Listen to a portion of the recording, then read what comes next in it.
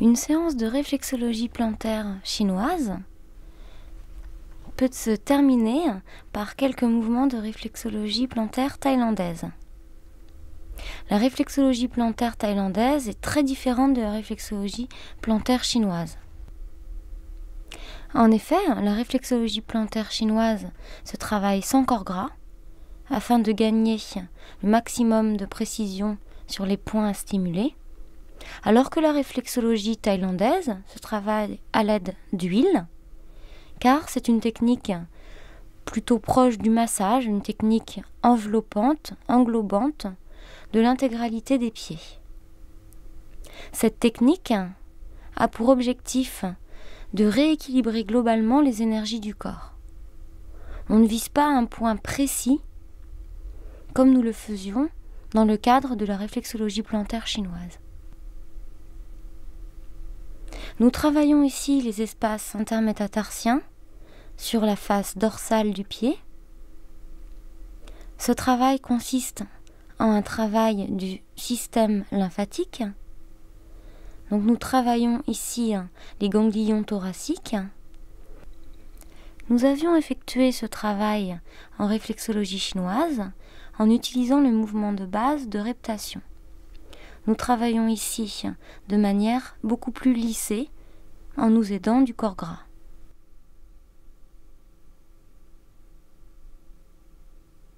Les malléoles, externes et internes, représentent les zones réflexes du système reproducteur.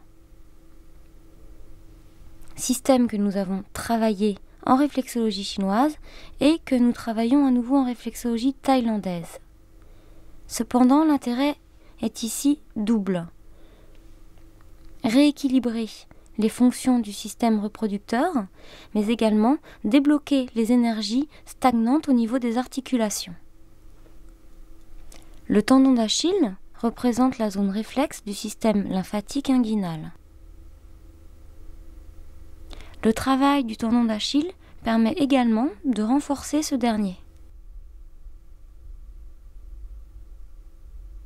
En réflexologie plantaire thaïlandaise, on ne travaille pas seulement avec la pulpe des doigts comme en réflexologie plantaire chinoise, mais également avec les phalanges.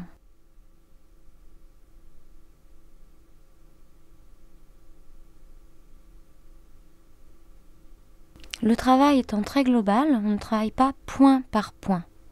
On peut effectuer des mouvements de rotation sur toute une zone. Nous voyons ici un travail du système digestif bas, c'est-à-dire intestin grêle, côlon, travaillés tous ensemble. En réflexologie thaïlandaise, il est fréquent de retourner sur des zones déjà travaillées. Nous voyons ici un retour sur la zone réflexe du système lymphatique thoracique.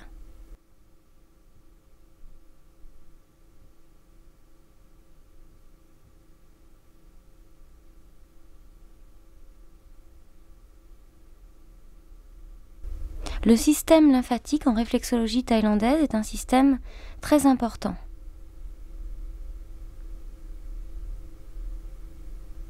Le système lymphatique intervient dans le système immunitaire.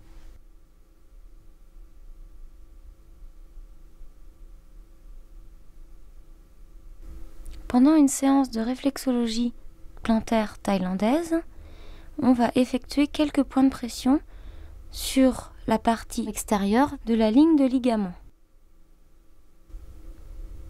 Il s'agit de 5 ou 6 points selon la taille du pied.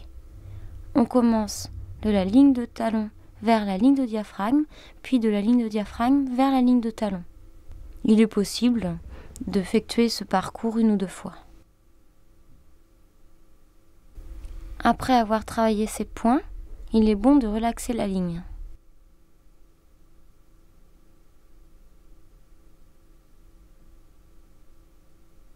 Les orteils ont un rôle important.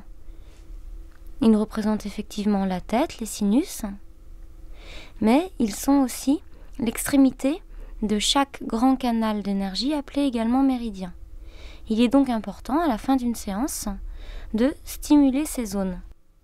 Maintenez chaque orteil à sa base et avec l'autre main, étirez l'orteil. La réflexologie plantaire thaïlandaise se travaille sur un pied et nous terminons la séance par le deuxième pied.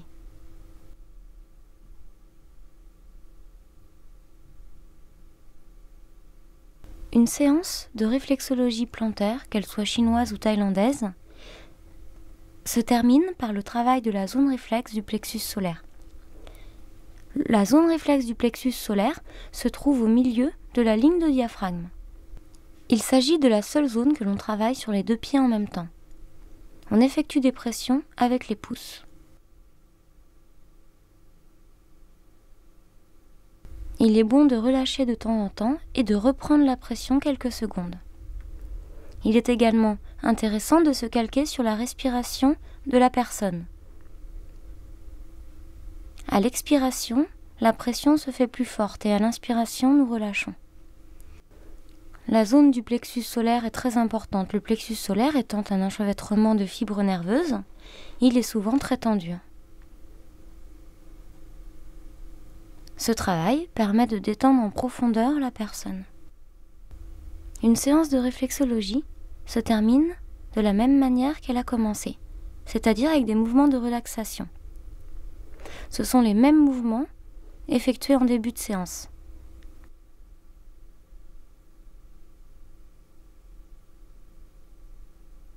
Cette fois-ci, ils sont beaucoup plus dynamiques, plus rapides. Ils sont censés induire le réveil de la personne.